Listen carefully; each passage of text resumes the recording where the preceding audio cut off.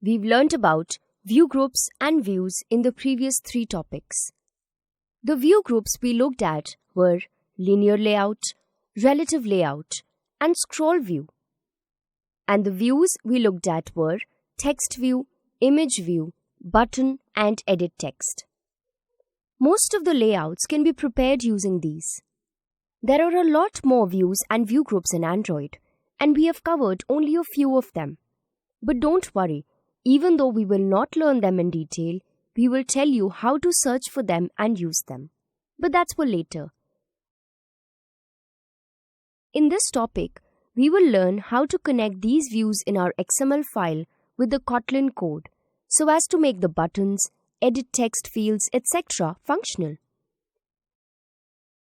In the previous topic, we made a single page screen like this. Now, when we run it on the app, we see that this ribbon has this green color. This green ribbon is known as the toolbar. Also, we see this other ribbon on top of it with a slightly darker version of this green color. This is known as the status bar, and it displays information about the device like battery life, connectivity, etc.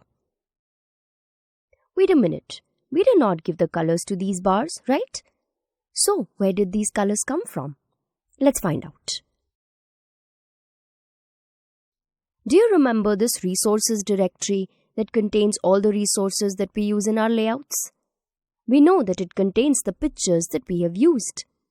It also contains other resources like the colors that are being used in the 2 ribbons we looked at right now. So, let's go inside this rest directory and then inside this values directory, and here if you see it has a file called colors.xml. As the name suggests, this file has the colors we will use in the app. So, let's open this file. Now let's see the code written here. The first line gives the XML version and encoding type. Then, here we have the resources tag since the colors are part of the project's resources. The resources tag is the parent tag as you can see here. Then inside this, we have these 3 colors tags. As you can see, this tag has an attribute called name, and the tags have been given these names.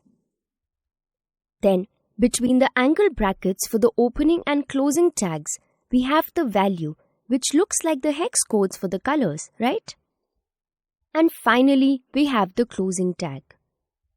You can also see that the colors that have been given here appear as little squares over here.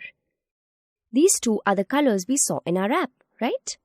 So now you know where these colors come from. Okay, so let's look at these names of the color tags and understand their purpose from their names. This first color tag has the name color primary. As the name suggests, this is the primary or fundamental color of the app. All the views which perform general actions like clicks and the toolbar will have this color. Then we have this color primary dark. This is usually the darker version of the color primary. This was the color we saw in the status bar.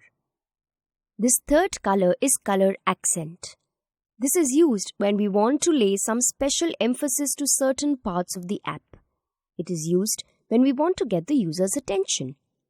If you can see here, this color looks very different from the other 2. And of course, such a different color will attract attention. Every app must have these 3 colors. We can also define some colors of our own, so let's do that. We are defining the color tag. Let's give it the name myColor and give this as its value. Similarly, let's add a few more colors.